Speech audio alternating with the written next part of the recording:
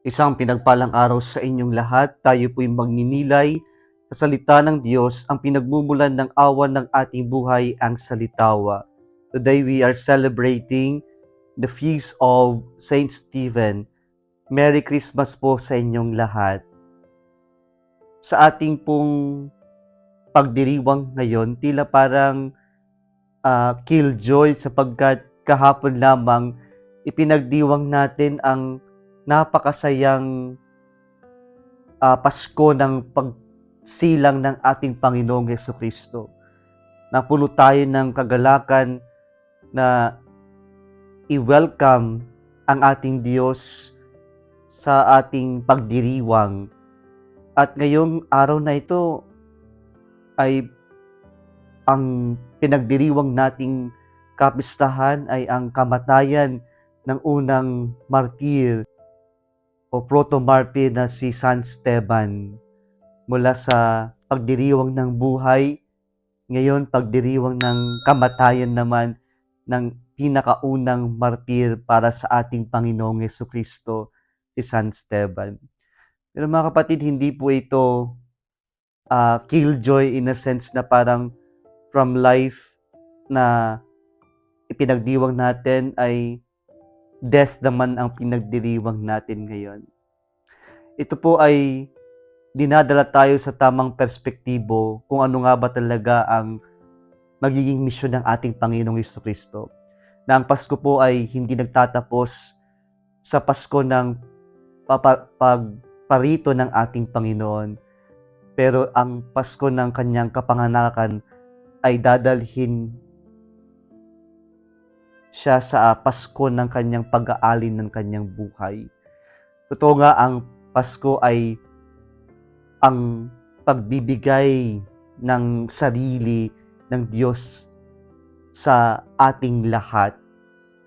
Kaya ang Pasko ng pagsilang ng Panginoon o ang kanyang pagbibigay ng kanyang buhay ay dadalhin pa na siya ang ating Panginoon sa kanyang pag-aalay ng kanyang sarili sa krus, sa kamatayan niya sa krus. Kaya dito pa lang, yung birthday of Jesus is just the beginning. Yung kanyang Passover na yan, to that greatest Passover of God, when He offered Himself to suffer, to die, and to rise again. Yan po ang tunay na perspektibo ng pag-unawa natin sa pagbibigay ng Diyos ng kanyang buhay na siya po ay isilang sa mundo natin.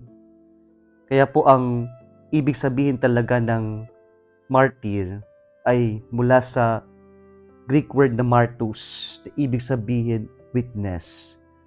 And so, Saint Stephen is the first witness for the Lord. Siya yung unang naging saksi ng pananampalataya natin. Siya yung nagpatunay ng pananampalataya natin sa Diyos na tapat. Kaya anuman ang pagbabatikos na kanyang tinanggap, naging tapat pa rin si San Esteban hanggang sa kamatayan. Kaya po sa pagiging witness o saksi natin, tayo ay nagsasakripisyo din, handa tayong magsakripisyo. At yung salitang sacrifice ay nanggaling sa Latin word na sacrificio, na pinaghalong sacer, facere. Sacer, holy, facere, to make. And so when we sacrifice, we actually make holy not only ourselves, but other people.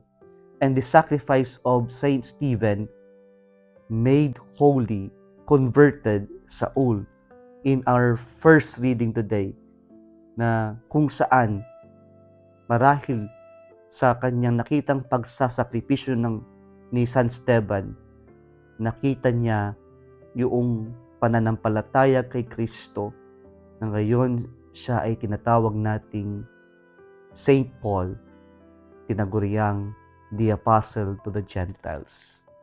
Mga kapatid, sa ating pagsasakripisyo, tayong nagiging martir, witness of Christ, ng pagkabanalan at pagpapakabanal. Kung nagustuhan mo ang video na ito, huwag kalimutang mag-like, share at mag-subscribe sa Salitaw Facebook page and YouTube channel. Muli isang pinagpalang araw sa inyong lahat.